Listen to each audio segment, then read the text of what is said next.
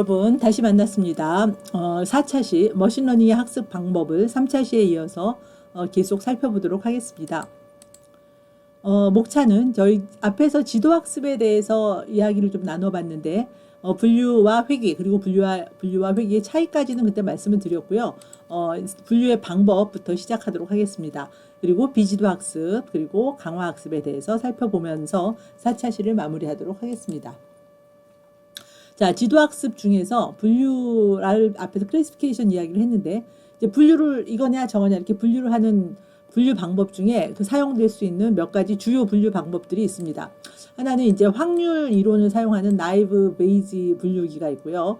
또 의사 결정 트리 이건 뭐 저희가 퀴즈로도 많이 해보는 이야기고 그 다음에 SVM 그리고 K 최근접 이웃 방식 KNN 방법 등이 분류할 때 사용되는 주요 방법들입니다. 첫 번째, 나이브 베이즈 분류기입니다. 나이브 베이즈 분류기는 조건부 확률을 사용하는 모델입니다. 예. 그래서 자료를 분류하는데 이 나이브 베이즈 정리라고 하는 확률에서 사용되는 정리를 활용해서 판단하는 머신러닝의 분야고요. 이제 이거는 길게 복잡하게 얘기하기는 좀 어려울 것 같고 이거는 조건부 확률이라고 하는 거에 관계된 식입니다. 그래서 이제 A라는 사건이 있고 이제 B라는 사건이 있고 그 사건이 이제 각자 서로 독립적인 그러니까 뭐 A가 일어난다고 B가 더 많이 일어나고 뭐 그러진 않는 이제 서로 독립적인 사건들입니다. 예. 그런데 그거에 대해서 우리가 분류를 할 때 예를 들어 내가 어떤 메일이 스팸 메일인지 궁금하다 이겁니다. 그러면 이 스팸 메일이라는 것은 예를 들어 뭐 제목에 뭐가 들어있고 그다음에 뭐 발신인이 막 이상한 여자 이름으로 되어 있고 막 이런 식의 어떤 우리가 이렇게 봤을 때 스팸 메일이라고 판단이 얼핏 이게 스팸 메일 아닐까 하고 생각하게 되는 그런 근거들이 있잖아요. 이제 그런 것들이 이제 각각의 사건이 되는 거죠. 그래서 여기 P, A over B 이건 뭐냐면 B라는 사건이 일어났을 때, 그러니까 예를 들어 뭐 제목에 뭐 어떤 뭐 대출, 저리 이자의 대출 뭐 이런 말이 막 써 있단 말입니다.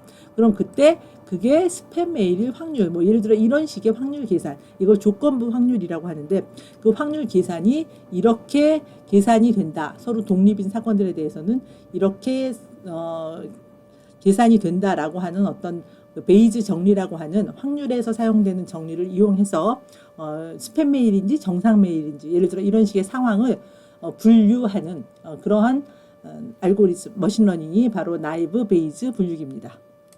베이즈 분류의 장점은 구축하기가 쉽고요. 이제 이론이 정확하게 명시가 되어 있기 때문에 구축하기도 쉽고 대규모 데이터 세트에도 사용이 유용하고요. 또 이 지도학습, 슈퍼바이스드 러닝 환경에서 효율적으로 훈련을 시킬 수 있고 복잡한 실제 상황에서도 비교적 잘 작동을 합니다. 그 다음에 주가의 상승이나 이 활용되는 분야가 주가가 상승할 거냐 하락일 거냐 이것이 이제 주변 환경에 영향을 받을 텐데 그거에서 하락이 예상되는 종목들을 분류한다거나 혹은 문서의 내용에 따라서 어떤 내용이 들어있으면 이거는 뭐에 관계된 문서다. 이건 총무처로 갈 문서 기획처로 갈 문서 이런 식으로 문서 분류도 가능하고 좀 전에 예를 들었지만 이메일 내용 혹은 제목 뭐 이런 몇 가지 조건을 잘 따져보면서 그거에 따라 이것이 스팸이냐 정상이냐 이런 메일로 분류하고 할 때 나이브 베이즈 분류를 사용하면 효과적으로 분류를 할 수 있습니다. 또 다른 분류 방법 중에 의사결정 트리가 있습니다. 이제 의사결정 트리, 디시전 트리, DT라고 보통 쓰기도 하는데요. 이거는 왜 저희가 애기들이 이렇게 어린이들이 놀 때 머릿속으로 어떤 동물을 생각해봐 라고 한 다음에 예를 들어 그 동물이 뭐 날개가 있니? 하고 물어보면 날개가 있어? 없어? 둘 중에 하나로 이렇게 분류를 하죠. 예, 그래서 날개가 있어? 없어? 자, 날개가 있다 하면은 그럼 걔는 물갈퀴가 있니? 없니? 하면 있어? 없어? 이런 식으로 이런 수수께끼 놀이 많이 하잖아요. 최종적으로 뭐 예를 들어 그거는 펭귄이야. 뭐 이런 식의 답을 예측하는 그 트리 이런 걸 트리라고 부르는데 어떤 분기점에서 이거냐 저거냐 다시 다음 분기점에서 이거냐 저거냐 하면서 갈라지면서 그 나무 가지 따라가듯이 따라가서 어떤 결론을 내리는 이런 형태의 자료 구조를 우리가 트리라고 부르는데, 이 의사결정 트리가 바로 의사를 결정할 때, 즉 어떤 A냐 B냐를 결정할 때 이런 트리를 사용해서 나누는 그런 예측 모델입니다. 그래서 관측값과 목표값을 연결하는 예측 모델인데 트리 형식으로 만들어져 있어서 그걸 의사결정 트리라고 하고요. 두 가지, 조금 전에 제가 수수께끼에서 물어봤던 것처럼 최대 두 가지의 판단을 하는 그런 트리를 이진 트리라고 합니다. 그러니까 갈라질 때마다 두 개씩만 갈라지는 거예요. 예. 그래서 20곡의 문답처럼 선택적으로 이거냐 저거냐 이런 방법으로 진행을 하고, 활용되는 부분은 뭐 주택이라든지 자동차의 구입 비용 등의 추정에 뭐 이게 몇 cc냐, 뭐 아니면 어느 브랜드냐, 뭐 수입이냐, 뭐 국산이냐 이런 식으로 추정을 할 때 활용을 할 수가 있고요. 그 예로서 이제 많이 처음에 연습할 때 예를 많이 쓰는 게 타이타닉호가 왜 아주 비극적인 종 최후를 맞이했던 굉장히 커다란 배였잖아요. 영화로도 있는데 그 타이타닉호의 탑승객 정보를 우리가 머신러닝 할 때 굉장히 많이 예제로 씁니다.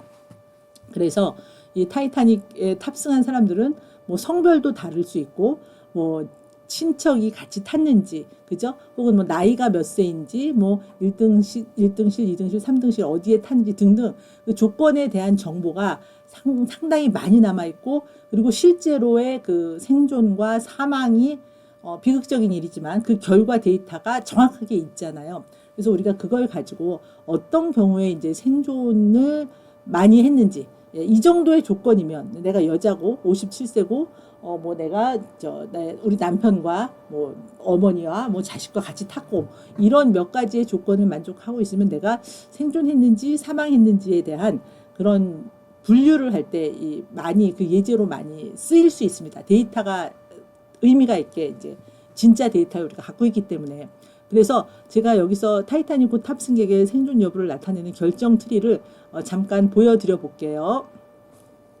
이게 그 타이타닉호 데이터를 집어넣어서 만든 결정 트리입니다. 예, 그래서 그 나누죠. 매번 맨 처음에 뭐 예를 들어 무언가 질문을 합니다. 그 데이터 중에 한 가지, 데이터 정보 중에 한 가지를 갖고 질문을 하는데 이진으로 질문을 해야 되는 겁니다. 지금 요 질문은 아마 남성이냐 여성이냐 그거에 대한 질문이었을 겁니다. 그러면 남성이면 이쪽, 여성이면 이쪽 이렇게 가는 거죠.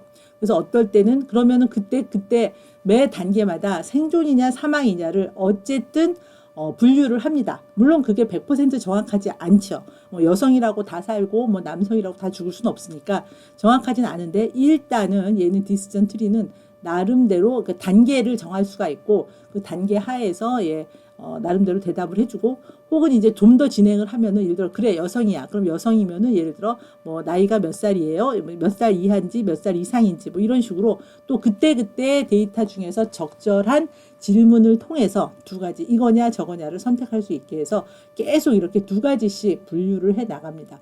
그러다가 이 조건을 다 만족하게 되면 이 사람은 뭐 파란색이면 예를 들어 생존, 뭐 주황색이면 사망, 뭐 이런 식으로 최종적으로 요 끝에 가서 이 마지막에 여기 가서 판정을 내리게 되는 거죠. 그게 너무 이제 복잡해서 잘 안 보이셨을 텐데, 이제 거기에 제일 윗부분만 제가 여기 확장을 해왔는데요. 여기 보면은 섹스가 메일즈냐 이겁니다. 그러니까 남성이냐 여성이냐 지금 그거에 대한, 그러니까 성별에 대한 질문을 한 거예요. 그러면 이제 머신러닝을 돌렸을 때 사용되는 숫자들, 뭐 진위 계수니, 뭐 샘플의 숫자니, 뭐 이런 것들이 쭉 나오면서 그거에 대해서 true, 그러니까 이거는 남성인 경우고 이쪽은 false 이런 식으로 여성인 경우인 거죠. 이렇게 나누어져요. 그러면은 지금 그 경우에는 이거는 not survived예요. 요까지만 봤을 때는 생존하지, 이 머신러닝에 의하면 어쨌든 둘 중에 하나를 결정을 해줘야 되잖아요. 그러면 생존하지 않았을 확률이 큰 겁니다. 그래서 이건 not survived고, 요 경우에는 이제 여성이었을 경우에는 survived라고, 그러니까 남성보다는 여성이 생존했을 가능성이 높다라고 보고, 다른 여성에 대한 데이터를 넣으면은 요까지만 만약 했다면 이 디시전 트리에서는 여성이니까 생존이라고 분류를 해줬을 겁니다.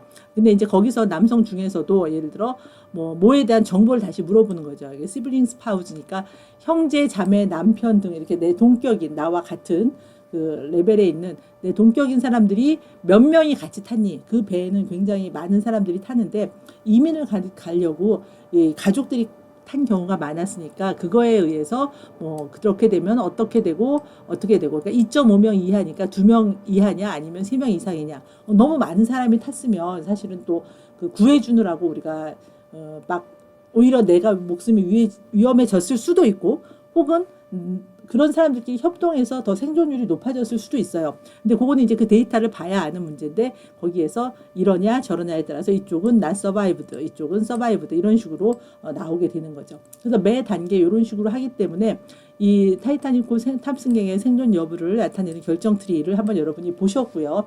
머신러닝을 여러분이 이제 실습을 통해서 돌려보시면 이런 것들을 해보실 수 있습니다. 여기서 이제 질문이 중요한 거죠. 사실 그 데이터에는 굉장히 많은 그 항목들이 포함이 돼 있었는데 맨 처음에 여기서 그러니까 그 성별로 제일 먼저 질문을 해봤잖아요. 그렇게 질문을 안 할 수도 있는데 이 질문을 잘 찾아서 하게 되면은 좀 효과적으로 결과가 나올 수도 있고 질문의 이 분기점, 이걸 분기점이라고 부르는데 갈라지잖아요. 어떤 질문을 하느냐에 따라서 사실 결과가 좀 달라질 수도 있습니다. 그리고 너무 기다란 트리를 만들면요, 이제 과적합이라고 해서 하나하나에 딱 맞는, 그러니까 주어진 예제는 딱 맞추도록 트리가 만들어질 수는 있는데, 그거는 너무 특별한 트리예요. 그래서 다음에 이제 일반적인 다른 데이터한테 그 학습한 모델에 다른 데이터를 넣었을 때는 정확성이 떨어질 수도 있습니다. 그런 거 이제 과적합이라고 하는데 그럴 수 있습니다. 다른 분류 기법으로 이제 SVM 기법이 있는데요. Support Vector Machine이라고 합니다. 이거는 1990년도에 개발된 통계학습 이론의 결과를 기반으로 한 분류 기법이고요. 데이터를 이제 2개의 영역으로 분류하는 이진 분류기입니다. 데이터가 이렇게 평면 위에 예를 들어 점으로서 표현이 되고 있을 때 거기에 이걸 2개의 영역으로 분류를 하는 겁니다. 그럼 이제 2개의 영역으로, 그러니까 직선 형식으로, 경계선 형식으로 분류를 하게 되는데, 그리고 나서 제가 분류를 만약 어떤 모델이 완성이 됐어요. 그 말은 뭐냐면 분류하는 직선을 찾았다는 거죠. 분류하는 두 클래스를 분류하는 어떤 직선 형태의 를 찾았다면 이제 새로운 데이터가 만약에 들어왔을 때 그 새로운 데이터가 어느 영역에 속하게 될까 하는 걸 분류하는 판단하게 되는 그런 모델입니다. 그러면은 이제 이 데이터를 잠깐 보시면은 이 서포트 벡터 머신은 어떤 식으로 분류하는 직선을 찾는 거냐면 경계선을 찾는데 지금 여기 데이터를 여러분이 이렇게 보시면 이쪽엔 파란색이 주가 되어 있고 이쪽은 빨간색이 주가 되어 있고 이거를 내가 하나의 직선으로 2개로 쪼갤 때 최선의 방법은 어쨌든 이렇게 한 이쪽과 그리고 이쪽이 아닌 쪽 이렇게 2개로 분류를 하는 것이 최선같이 보입니다. 그래서 지금 이 상태에서 이걸 분류를 할 때 경계선, 이거 분류하는 경계선을 그을 때는 이 실선도 괜찮고요. 이 점선도 괜찮습니다. 그러니까 이렇게 넣어도 분류 자체는 문제가 없어요. 그러니까 예를 들어 이게 1번 선이다. 그럼 1번 선을 중심으로 분류하건 아니면 여기 2번이다. 그럼 2번 선을 중심으로 혹은 뭐 조금 왼쪽에 있어도 괜찮겠죠? 예. 뭐 그렇게 분류하건 그러니까 굉장히 많은 직선이 경계선의 후보가 될 수 있습니다. 근데 이 서포트 벡터 머신은 그 중에서 경계선을 중심으로 영역의 마진, 그러니까 여백이라고 하는데 마진 혹은 갭이라고 하는데 이 벌어진 정도가 최대가 되는 그런 중심선을 찾으려고 합니다. 그러니까 이 경계선을 중심으로 다른 점들, 그 오른쪽과 지금 왼쪽에 있는 이런 데이터들까지의 거리, 그게 이제 마진이고 그게 갭인데 그것이 가장 크게 되는 중심선을 찾고 싶어요. 예를 들어 여기는 이 선을 제가 만약 찾는다면 얘는 왼쪽에 있는 데이터들, 빨간 데이터들하고는 마진이 굉장히 큽니다. 그러나 이 오른쪽에는 마진이 하나도 없어요. 그죠? 거의 이 선들을 스쳐 지나가고 있으니까. 그래서 경계선을 이걸 잡을 수는 있는데 이렇게 하면은 그러니까 좌우 마진을 다 봐야 되는데 그 마진이 최대가 되질 않는 거죠. 그래서 이 세 개, 지금 선은 3개만 그어져 있지만 이 분홍색 선이 이 점선까지가 사실 마진을 표시하게 되거든요. 그래서 그림에서는 그러해요. 그래서 다른 직선이 여기에 들어가 있는 것보다 마진이 가장 크게 되는 그런 형식의 어떤 직선이 지금 경계선으로서 적절하게 잡히는 게 서포트 벡터 머신의 이론입니다. 새로운 점이 지금 우리가 마진을 요걸 잡았어요. 근데 아까도 말씀드렸다시피 이 경계선을 이걸 잡을 수도 있지만 예를 들어 나는 이 경계선을 잡을 수도 있죠. 그러면 기존에 입력된 거에서부터는 잘 분류가 돼 있어요. 근데 지금 여기 새로운, 제가 여기 보라색 점을 새로 추가해 놨어요. 그럼 이런 데이터가 새로 들어왔을 때 이걸 가지고 얘는 어느 영역에 속하지를 판단을 해야 될 거 아니에요. 그런데 제가 2번 직선을 만약에 경계선으로 잡았다면 학습 데이터에서는 2번 직선도 적절하게 이쪽과 이쪽으로 데이터를 분류를 잘 했지만 요 보라색 점이 새로운 이제 테스트 해보기 위해서 새로운 점이 들어왔어요. 그럼 얘를 분류할 때 2번 직선 경우에는 얘는 왼쪽에 있는 빨간 점, 이 영역에 속하는 점으로 분류를 하게 되죠. 근데 여러분이 눈으로 보셔도 이 점은 사실 요거랑 더 가깝잖아요. 보시기에. 그죠? 그러니까 사람대로 분류를 하라고 그러면 요 새로운 데이터가 들어왔을 때 아마 이쪽에 가까워 라고 분류를 했을 건데 경계선을 이렇게 2번 직선을 따라 경계선을 잡으면 반대의 이야기를 할 수도 있죠. 그런데 저희가 아까 말한 대로 마진이 제일 크게 되는 그런 중심선 1번 선을 만약 잡았다면 요 마진이 중심, 요 1번 선을 잡은 상태에서는 새로운 점이 들어왔을 때 여기에 들어온 점은 우리가 얘는 이쪽 영역이구나 라고 그 경계선 오른쪽에 속한다고 판단을 하기가 보다 우리가 눈으로 보는 것에도 좀 더 정확한 그러한 경계선이 됩니다. 그래서 이 서포트 벡터 머신은 바로 그런 식으로 가장 큰 마진을 갖도록 하는 경계선을 찾는 알고리즘을 우리가 서포트 벡터 머신이라고 하고 데이터를 두 개의 영역으로 분류하는 이진 분류기입니다.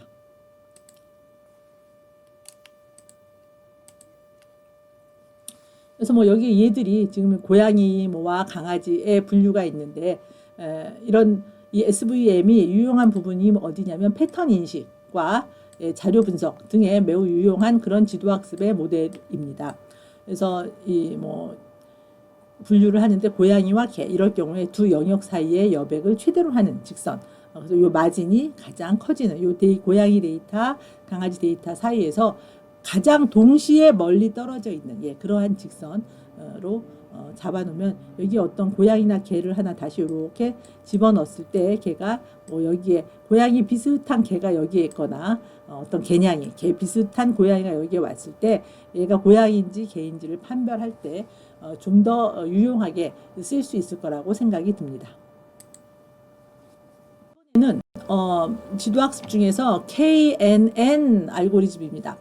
이건 1950년대에 개발된 분류 기법입니다. 이제 상당히 오래되어 있긴 하지만 그런데도 상당히 또 편하게 유용하기도 합니다. 아주 간단하고요. 여기 K nearest neighbor라고 했잖아요. 그래서 최근접 nearest한 이웃 네이버 분류라고도 불립니다. 이건 뭐냐면 내가 지금 이제 우리가 지도학습이니까 우리는 어떤 데이터들이 이미 얘는 이거에 대한 결과를 갖고 있어요. 근데 이제 새로운 것이 들어왔을 때 새로운 입력 데이터가 그러면 기존에 여기 예를 들어 지금 같은 요 K는 파란색 요 파란색 데이터가 새로 들어왔는데 지금 기존에 여기 하얀색 데이터와 주황색 데이터가 있다 이겁니다.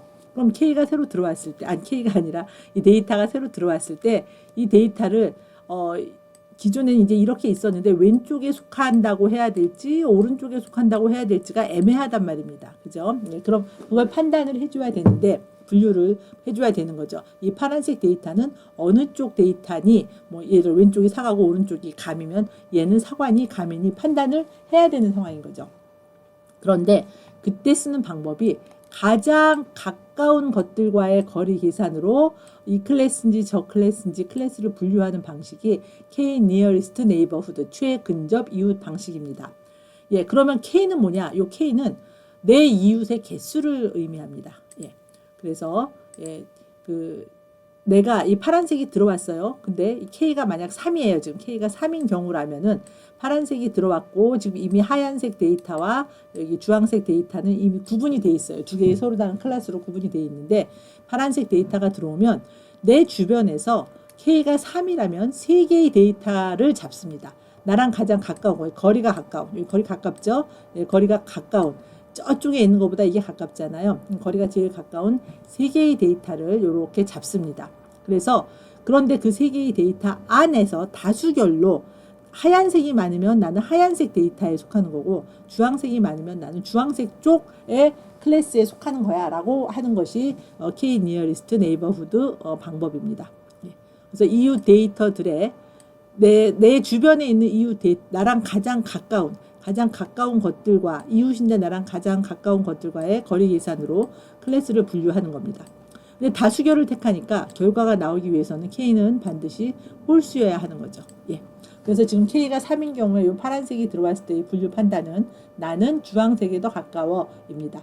그래서 이렇게 주황색 쪽에 나는 속하게 되는 거죠. 이 KNN의 장단점과 활용을 보시면요. KNN의 장점은 일단 여러분 직관적으로 매우 이해가 잘 되시죠. 매우 간단합니다. 빠르고요. 효과적인 알고리즘입니다. 또 어떤 데이터라도 유사성을 측정할 수가 있습니다. 예. 단점은요. 지금 앞에서 K는 3을 택했지만 굳이 K를 3을 택해야 한다는 이유도 없고요. K를 만약에 5나 7이나 다른 걸 택하면 결과가 바뀔 수도 있습니다. 그래서 그 어느 K가 적절한지에 대해서 판단이 쉽지 않습니다. 그래서 적절한 K를 선택해야 한다는 것이 정해져 있지 않기 때문에 그게 단점이 되고요. 만약에 또 그 다음에 지금 우리가 새로운 데이터를 넣으면은 지금 제가 간단하니까 이렇게 눈으로 거리를 이렇게 재봤지만 일일이 다른 점들과의 거리를 새로운 데이터랑 계산해야 되잖아요. 그죠? 그래야 나와 가장 가까운 세 개를 잡죠. 여러분은 직관적으로 앞에서 보셨으니까 예, 여기에서 이 점이 새로 들어왔어? 그러면 가장 가까운 건 세 개는 요거지라고 말씀을 하셨지만 머신은 그걸 할 수가 없으니까 이 거리를 다 계산을 해야 된단 말입니다. 이렇게 이게 3인지 5인지 계산을 해서 나랑 가장 가까운 거 세 개를 가지고 그 중에 주황색이 맞네 판단을 하는 건데 예, 그 과정이 매번 계산을 새로운 데이터에 대해서 해야 되기 때문에 그 부분은 단점이라고 볼 수 있습니다. KNN의 활용 분야로서요. 지금 실제로 활용되는 분야들이 영화 혹은 음악 이런 추천을 할 때 개인별 선호 예측을 할 때 이 KNN이 활용되고 있고요. 수표에 적힌 광학 숫자와 글자 인식을 할 때도 이게 명확하지 않은데 광학 숫자들은 왜 보통 수표에 적힌 것들 이렇게 네모가 이렇게 돼가지고 글자가 막 만들어져 있잖아요. 예. 그런 거에 인식 혹은 글자 인식 할 때 KNN을 많이 활용하고요. 5에 가까운지 4에 가까운지 예. 네이버후드를 사용한단 말씀이죠. 그 다음에 얼굴 인식과 같은 컴퓨터 비전에도 활용이 되고 유방암 등 질병의 진단과 유전자 데이터 인식 같은 데도 KNN을 활용을 하게 되고 주식시장 예측 등에도 활용을 한다고 합니다. 그래서 여기 꽃잎, 이제 이 예도 아마 여러분이 실습을 하시면서 많이 해볼 수 있는, 아이리스에 대해서 이제 꽃잎의 크기라든지 길이라든지 폭이라든지 이런 거 갖고도 하는데, 지금 여기서 그냥 대략 보시면은 꽃잎들이 이렇게 꽃잎에 따라서 꽃잎의 크기와 밝기에 따라서 꽃이 이렇게 막 세 종류로 구분이 돼 있어요. 펜지일까요? 뭘까요? 그 다음에 이렇게 해바라기 이렇게 되어 있는데, 여기에 새로운 꽃잎이 입력으로 새로운 꽃이 들어왔어요. 이 꽃이 들어왔으면 만약 K는 3이다 그러면 세 개의 가장 가까운 네이버후드를 찾아서 거기에 속하는 것들 중에 해바라기가 많아. 그럼 이 꽃은 해바라기야 라고 이렇게 분류하는 것이 바로 KNN입니다. 지도학습은 여기서 끝내기로 하고요. 이제 비지도학습에 대해서 한번 살펴보겠습니다. 비지도학습은 앞에서도 말씀을 드렸지만 레이블이나 목표 변수가 없는 학습 데이터만을 사용하는 거죠. 출력을 미리 주지 않고 그냥 데이터만 떡 넣고 네가 알아서 특성을 찾아봐 이런 식으로 데이터의 구조나 패턴을 찾는 학습 방법이 비지도학습입니다. 그러면 그렇게 해서 무엇을 하냐면 클러스터링을 하게 되는 겁니다. 그래서 먼저 클러스터와 클러스터링 용어를 잠시 살펴보면은 클러스터란 건 뭐냐면은 유사한 여러 개의 클래스로 나누어진 데이터들을 클러스터라고 합니다. 덩어리인 거죠. 그래서 그러면 그 덩어리가 어떻게 묶인 거냐면 같은 클러스터의 것은 다른 클러스터의 것보다 더 유사하다라고 생각을 하고 그러므로 클러스터를 만드는 작업, 클러스터링은 유사한 특성을 가진 그룹들로 묶는 작업을 클러스터링이라고 말을 합니다. 예를 들어 과일 가게에 과일이 막 들어왔어요. 그러면 우리가 직원분들이 그걸 이렇게 정리를 해 놓습니다. 그럼 정리를 해 놓는 그 과정이 클러스터링이 되는 거죠. 그래서 클러스터는 여기 사과 클러스터, 예를 들어 바나나 클러스터, 당근 클러스터 이런 식으로 이렇게 구분이 돼서 클러스터링이 우리가 했다고 볼 수 있는 겁니다.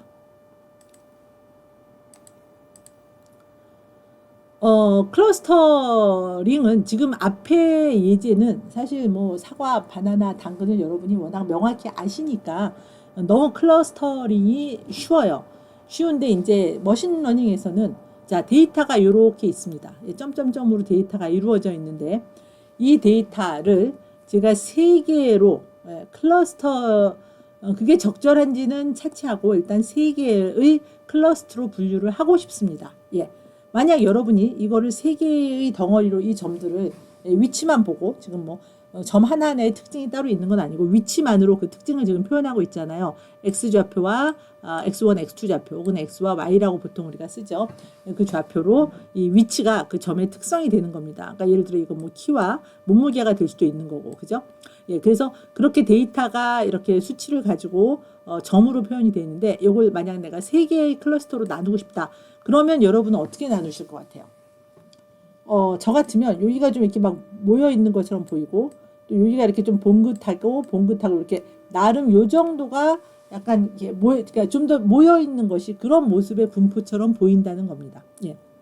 그래서 이렇게 보이는데 실제로 이렇게 클러스터링을 이런 식으로 하는 것이 이제 제법 나름 의미가 있게 보이는 거죠. 제가 손으로 그렸던 것처럼 지금 이렇게 클러스터링을 해서 색칠을 한번 해봤더니 조금 더 명확하게 보이죠. 그런데 과연 이제 이것이 그럼 최선의 클러스터링이냐? 예, 그건 다른 얘기입니다. 그러나 어쨌든 이렇게 좀 가까이 우리가 이렇게 아까 잘랐을 때 우리의 생각은 뭐냐면 이것들끼리 좀 같은 위치적으로 유사하고 얘네들끼리도 좀 유사하고 여기는 뭐 막 많이 모여 있으니까 뭔가 어떤 특성이 있는 특성들이 여기에 모여 있는 것 같고 그런 느낌으로 아마 여러분도 클러스터링을 했을 겁니다.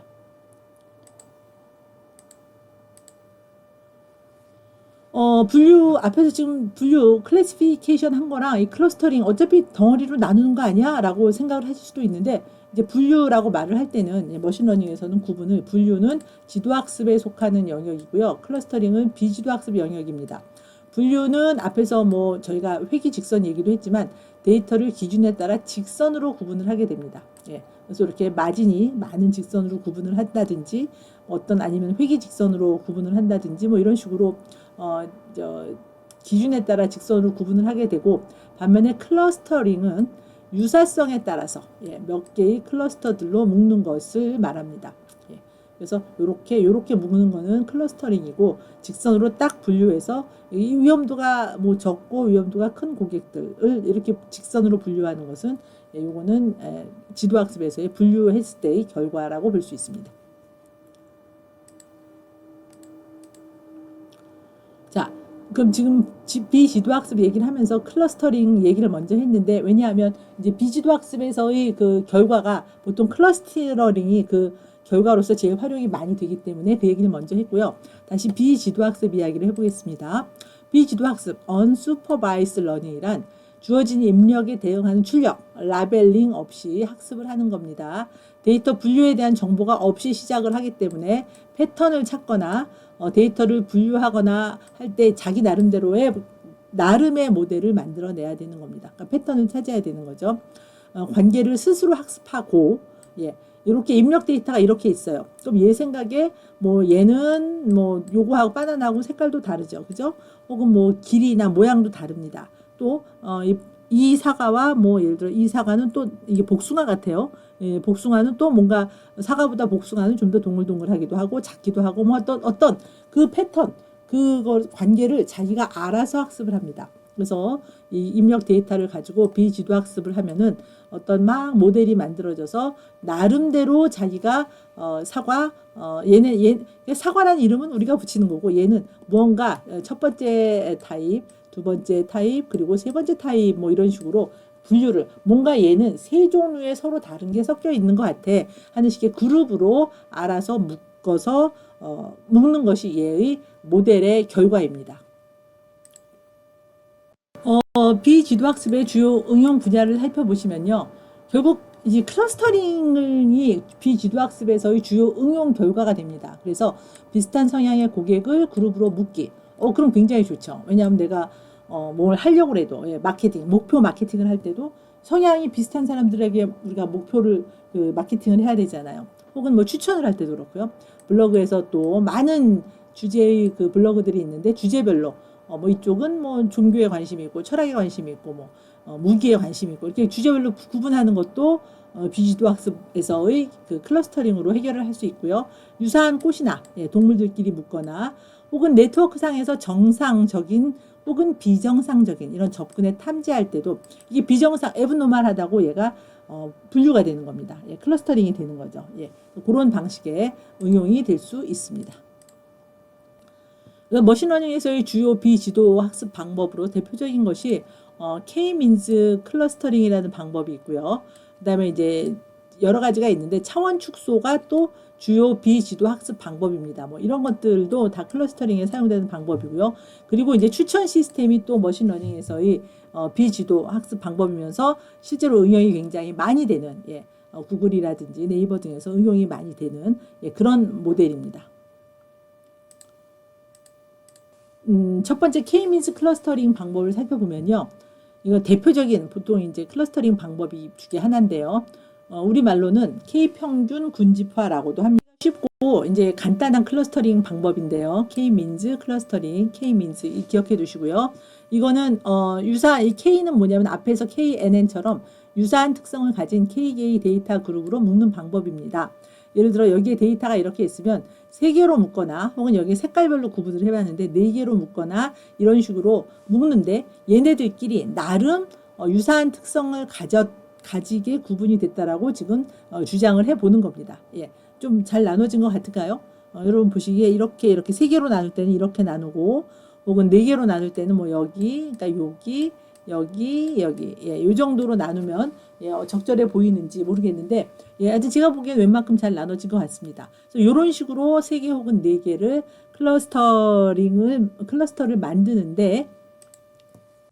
만드는 방법이 이와 같습니다.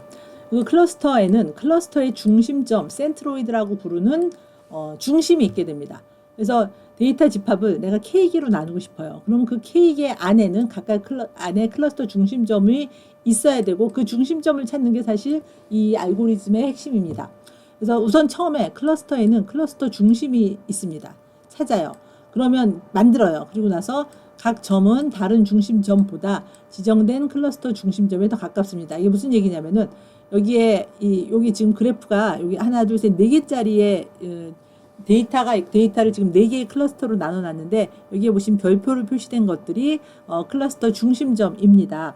그러면 이 중심점으로부터 얘를 대장으로 하나, 둘, 그리고 셋, 4개의 클러스터가 만들어진 건데 이게 요 점이 빨간색으로 클러스터 안에 빨간색 클러스터로 표시가 된 이유는 뭐냐면 이 중심점과 이 점과의 거리가 다른 중심점과의 거리, 요 거리 이렇게 계산을 해봤을 때 여기에 있는 첫 번째 요 별표하고가 제일 가까운 거예요. 그래서 이 점은 이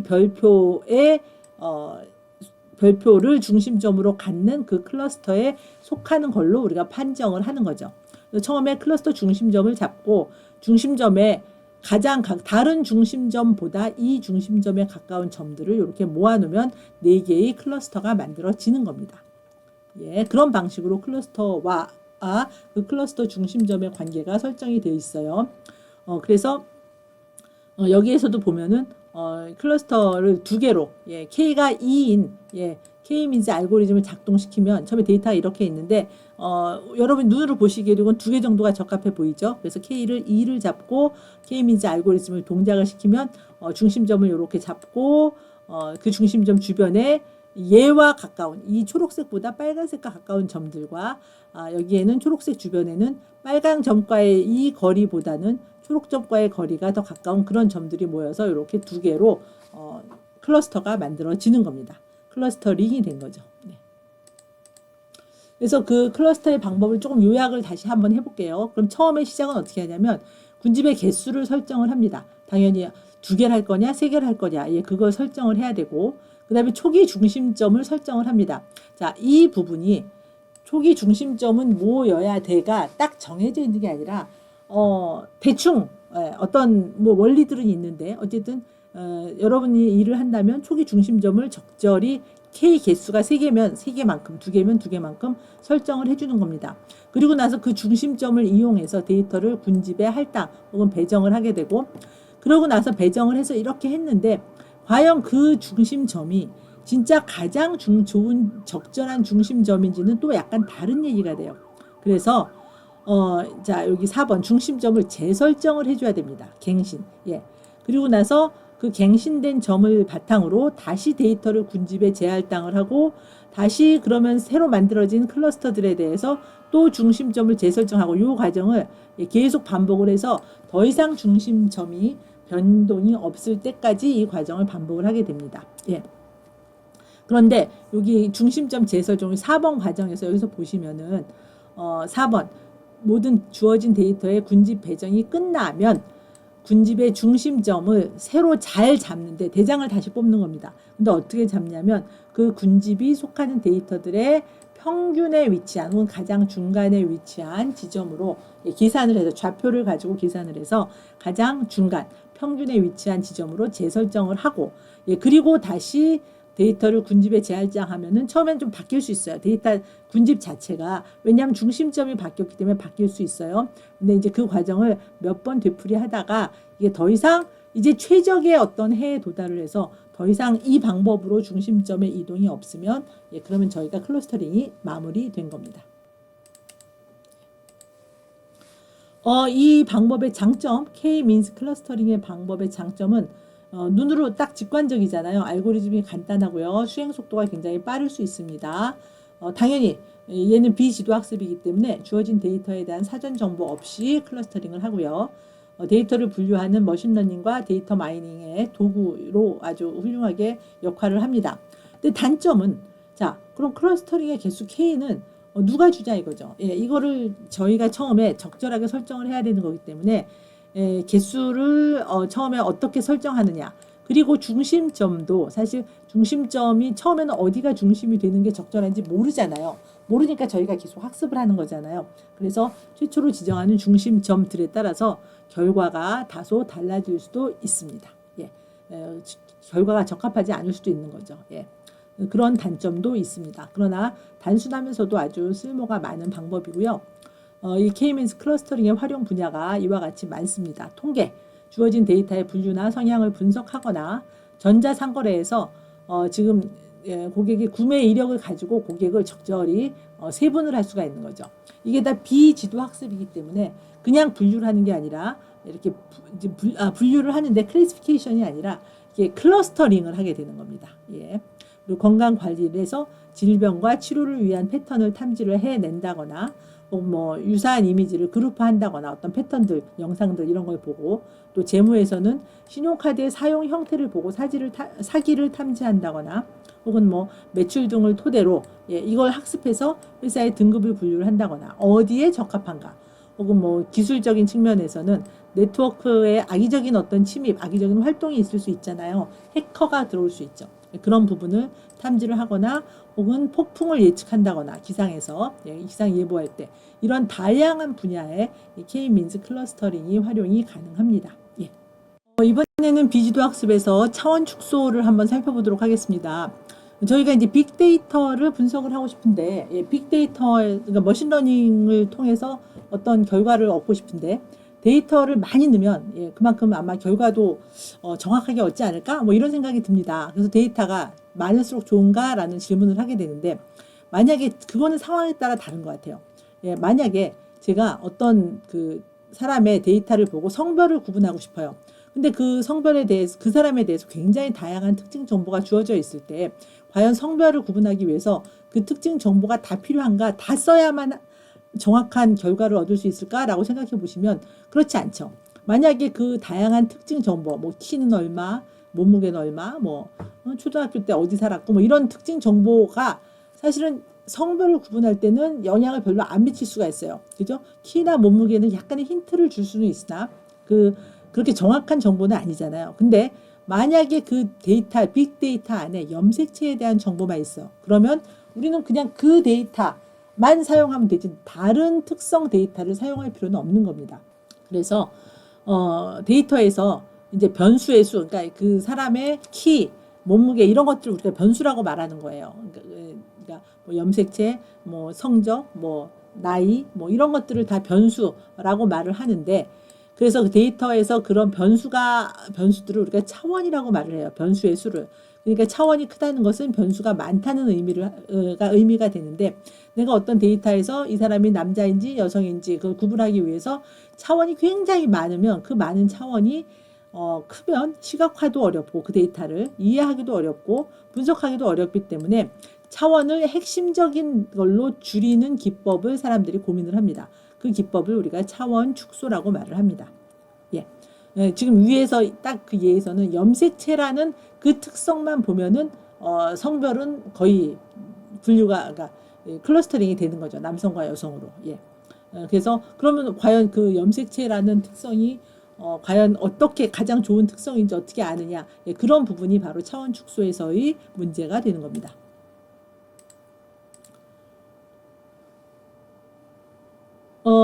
그 차원 축소 예를 하나 들어드릴게요. 그러니까 이게 아주 직관적으로 생각해 보시면, 예를 들어 데이터가 이렇게 많아요. 예, 그러니까 얘가 2차원 데이터예요. 이 점 하나는 여기 X축과 Y축의 데이터를 갖고 있는 2차원 데이터라서 많은데 얘를 차원을 축소하고 싶어서 예를 들어 내가 이 직선 위로 이 것들을 뚝 차원을 1차원 데이터. 그러니까 예를 들어 이 점에 X좌표와 Y좌표가 이렇게 있잖아요. 근데 그 중에서 내가 X좌표만 쓰겠다 이겁니다.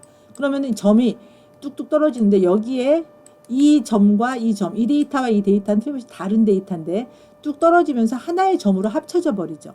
그죠? 예. 그리고 이 데이터와 이 데이터도 이렇게 차원을 축소해서 보시면은 y 값이 다 날라가요. 예. 혹은 거꾸로 여기에 똑같은 4개의 점이 있는데 이번엔 제가 x축으로 이 y축으로 차원을 y축만 살리고 이걸 주축으로 살리고 축소를 데이터가 너무 2차원 데이터가 내가 너무 복잡하단 말이에요. 그래서 1차원으로 얘의 특성을 보고 싶은데 이렇게 떨어뜨리면 여기는 원래 다른 데이터의 차이를 어느 정도 유지하고 있는데 이 두 개는 상당히 다른 데이터인데 여기 오면 하나의 값이 돼버리죠. 그래서 이렇게 차원 축소를 이런 식으로 하면은 데이터들이 구분이 안 돼요. 그래서 요거는 바람직한 차원 축소 모형은 아니고요.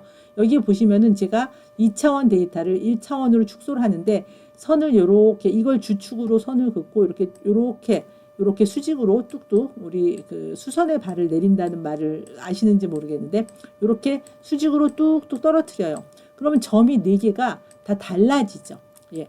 그러면서 이 4개의 데이터가 멀리 떨어져 있던 것들은 여기에서도 좀 멀리 떨어져 있고 하는 그런 어떤 약간의 정확하진 않아요. 차원을 축소했기 때문에 얻는 잃어버리는 정보가 있는데 그러나 4개의 서로 다른 데이터가 4개로 이렇게 떨어진 모습은 아까 이렇게 X축이나 Y축으로 떨어뜨린 것보다는 훨씬 이 차이점을 그대로 그래도 서로 다른 점은 다르게 살리면서 지금 축으로 이렇게 차원이 축소돼서 데이터의 차원, 빅데이터의 차원, 즉 그 정보의 개수가 축소됐음을 우리가 보실 수가 있죠. 그래서 그 차원 축소의 알고리즘이 많이 있는데 그 중에 대표적인 게 PCA, 주성분 분석이라는 알고리즘입니다. 이거는 이제 선형대수를 좀 사용을 하는 거라 설명을 하긴 좀 어렵고요.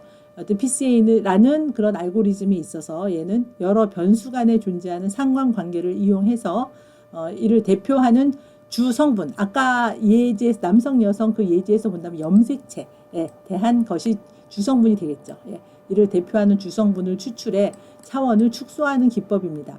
예, 그래서 차원을 줄이기 위해서 뭐 축을 회전시켜서 새로운 축을 찾아내는 방법이 PCA 알고리즘입니다. 예.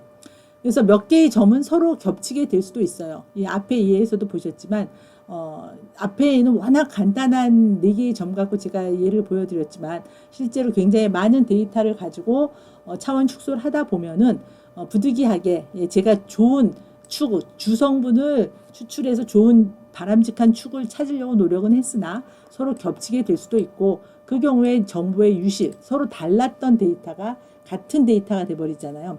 정보의 유실이 있는 거는 받아들여야 되는 부분입니다. 그래서 아까 직선 위로 우리가 점들을 뚝뚝뚝뚝 떨어뜨렸었는데 그때 그 직선의 바람직한 직선은 분산이 가장 커지도록 직선을 구해야 되는 겁니다. 그래서 그 직선 위로 점을 옮겼을 때 점들이 퍼져 있는 정도가 크게 가능하면 서로 다른 점들은 크게 퍼져 있는 것이 제일 좋습니다.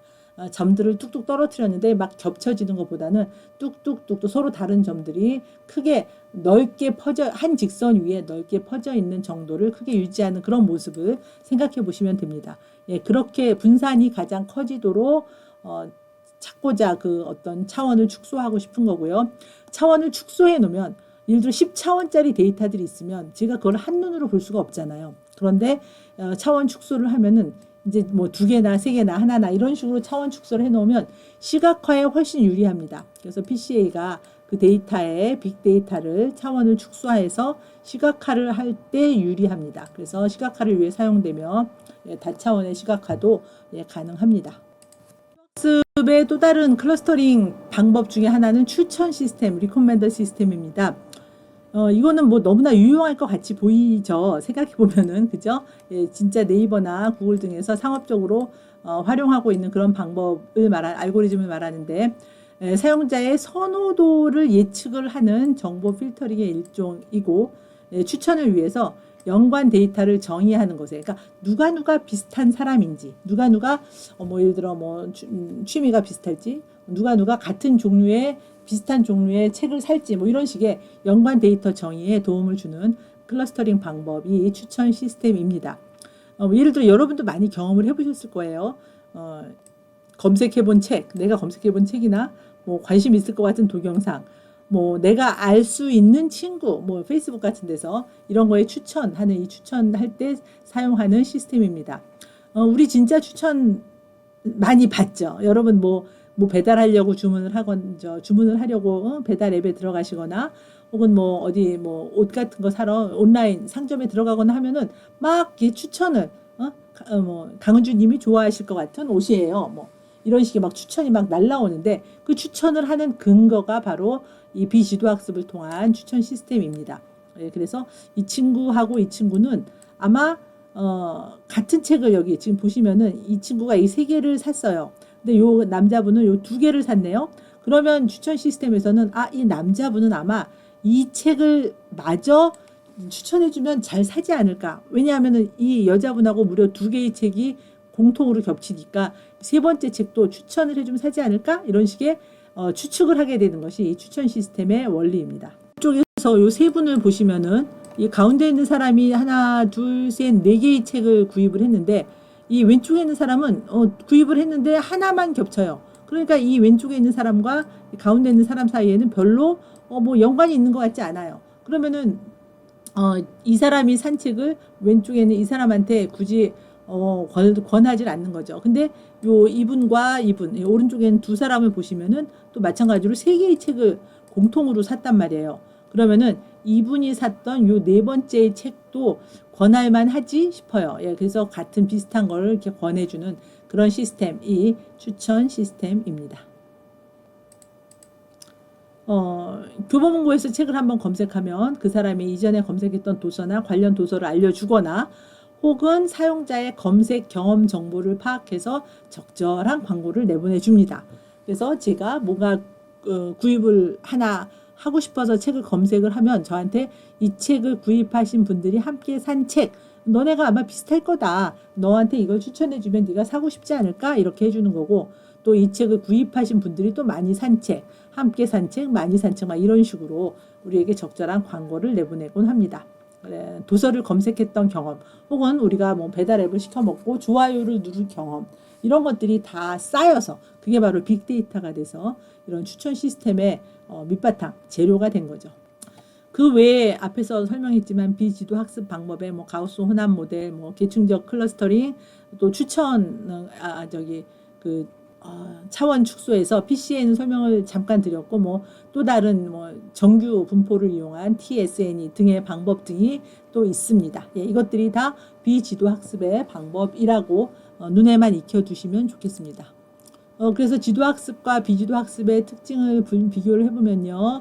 다 아시겠지만 입력 데이터가 지도학습에서는 입력과 출력 혹은 레이블이 지정된 데이터를 사용해서 학습을 하고 비지도학습에서는 출력 혹은 레이블이 없는 그런 데이터를, 이게 레이블이 없는 데이터입니다. 없는 데이터를 사용해서 학습을 하고요. 주요 기능은 지도 학습을 통해서 우리는 분류 혹은 회귀를 사용을 하게 되고, 비지도 학습을 통해서는 클러스터링이나 추천 시스템 등을 활용하게 됩니다. 계산의 복잡성은 지도 학습은 좀 더 간단하고 비지도 학습은 상당히 복잡하지만, 대신에 이제 준비 단계에서 보면은 지도 학습은 라벨링을 다 해줘야 되고, 비지도 학습은 그럴 과정이 없기 때문에 준비는 좀 더 단순한 경향이 있고요. 정확성은 지도 학습은 좀 더 정확한 결과를 우리에게 명확하게 얘기를 하지만, 비지도 학습은 자기가 학습해서 분류를 하는 거라서 클러스터링을 하기 때문에 다소 덜 정확할 수 있습니다. 드디어 이제 강화학습입니다. 그 머신러닝의 학습 세 번째 강화학습인데, 강화학습은 주어진 환경과 상호작용해서 좋은 점수를 얻는 방향으로 성장하도록 하는 머신러닝 분야입니다. 그래서 시행과 착오를 통해 보상하는 행동학습이고요. 최적의 값, 우리가 원하는 건 최적해예요. 정답이 딱이 있다기보다는 최적의 해를 찾고자 하는데, 그걸 추구하기 위해서 당근, 채찍을 사용합니다. 예를 들어 미로 찾기, 미로를 지금 나가고 있는데 로봇이 이제 미로를 빠져나오고 싶은데, 만약에 옳은 방향으로 진입하면 2점을 주고 그 길로 가면 막힐 것 같아. 그럼 막힌 길로 근데 들어섰어. 왜냐하면 미로라는 건 앞이 안 보이잖아요. 앞이 저 앞에 내가 딱 돌면 막혔을지 안 막혔을지 모르는데, 그 막힌 길로 들어가면 마이너스 3점을 주는 등의 방식이 당근, 채찍이 돼서 이제 되는 거죠. 그래서 이 강화학습은 일반적인 지도학습과는 다른 게, 이렇게 점수를 주긴 하지만 이거는 라벨링이 레이블이 아니죠. 그래서 입출력이 쌍으로 된 훈련, 이게 이제 지도학습에서 쓰는 건데, 입출력이 쌍으로 된 훈련 집합이 제시되지는 않는다는 점에서 지도학습과는 다르고요. 여기에 이제 강화학습에 쓰이는 요소가 앞에서 한번 설명을 드렸지만, 환경, environment와 에이전트와 이게 머신이죠. 리워드 보상과 그다음에 액션, 행동, 이런 것이 그 요소가 되고요. 매 단계, 이게 스테이트입니다. 매 단계 혹은 관찰을 해봤을 때 그 매 단계 주어진 환경에서, 이게 동적 환경이라 변해요. 왜냐하면 내가 어떤 액션을 취하면 그 다음 환경이 달라지니까요. 그래서 그 주어진 동적 환경에서 에이전트가 더 높은 보상을 위해 최적의 행동을 취해 나가는 학습 과정이 바로 강화학습입니다. 그래서 여기에 지금 그 강화학습 구조도를 이렇게 앞에서도 한번 보여드렸지만 표로 이렇게 그려봤고요. 이 강화학습의 응용 분야는 여러분이 잘 아시는 알파고가 바로 이러한 강화학습을 통해서 실력이 향상이 됐고요. 게임에서 최적의 플레이 코스를 잡을 때에도 필수적으로 강화학습이 사용이 됩니다. 예를 들어 마리오 같은 게임에서도 이 강화학습을 사용했다고 하고요. 어떤 보상이 주어지는 문제 해결에 매우 효과적이고, 통신망, 로봇을 제어할 때 혹은 엘리베이터를 제어하거나 체스와 바둑 같은 게임에 주로 응용이 된다고 합니다. 그래서 저희가 지금까지 세 개의 학습, 그 머신러닝에서의 학습 방법, 지도, 비지도, 그리고 강화학습, 그리고 각각에 대해서의 그 응용이 될 만한 내용들을 한번 같이 살펴보았습니다. 여러분 수고하셨습니다.